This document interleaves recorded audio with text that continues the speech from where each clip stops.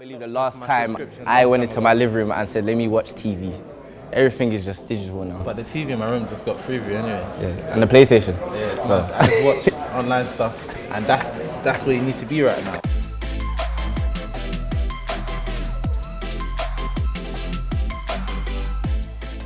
I wouldn't even call it a job. I actually enjoy just making people laugh. I've got a job as presenting, an entertainer, so more it's just literally me just enjoying myself, being myself, and taking control of situations, because I am the funniest guy in the UK. We literally do this. We literally just do this. We literally do this. We sit behind the camera and we review music. We review music, we do vlogs.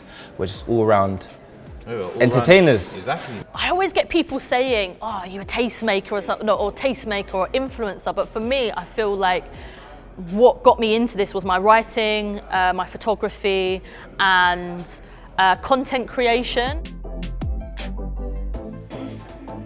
Oh yeah, I'll stay in.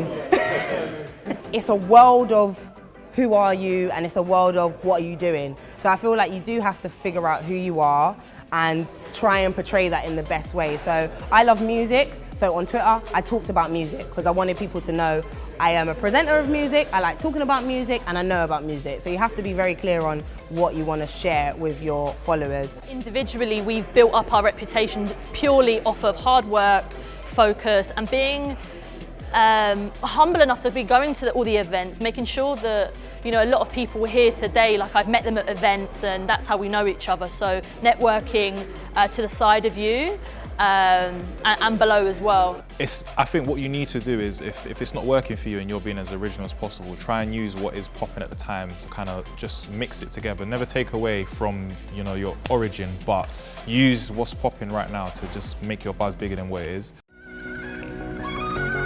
So I started a lot of my career on YouTube, which is the home of trolls and keyboard warriors.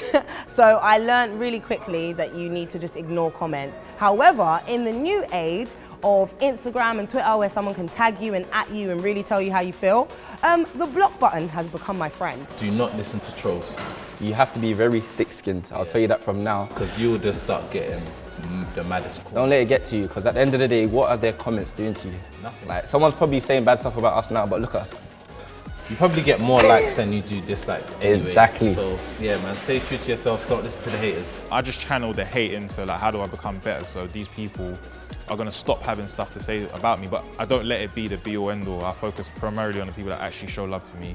And regardless if you don't feel like I'm gonna be the best, I do. So that's all I care about predominantly. So regardless if it's positive or negative, I couldn't care, mate. It's so effective. You can literally post something, yeah, and that will just lead on to the next thing, and then that could almost give you an idea for the next thing. Exactly. And if once you catch a wave, just stick to it. It's working for you, stick at it. I learned you can't always worry about the views. Like, the right people will see it. I've got jobs from clips that maybe have like 50 viewers or 50,000 viewers. Like, it doesn't matter how many people have watched it, it's about who is watching your content, and that's most important. So I really do stress to people, don't worry about the views, it's just about who is watching it. Like, your 10 fans might be the one to help you go on your way simply by word of mouth. So yeah, don't worry about the views. They'll come. The biggest thing that happened for me so far in my career was when I interviewed the cast of Creed. Who in the film is most like their character? Is most like their character? Yeah. Oh, great question. Mike and Tessa probably. Yeah. And how I got there was me just consistently doing videos. There was no let up. I was recording a video every single day. Even if I couldn't really find content, I was just giving them something. And then before you know it, I got to interview like a film which I've been watching the backstory of the film for years. So that was to show that hard work pays off. And if I wasn't working hard enough, there's no way I would have got to where I got to. I sat down a lot, procrastinating for a long time through my years. And when I said I'm not gonna do that no more, then the fruits of my labor started to show.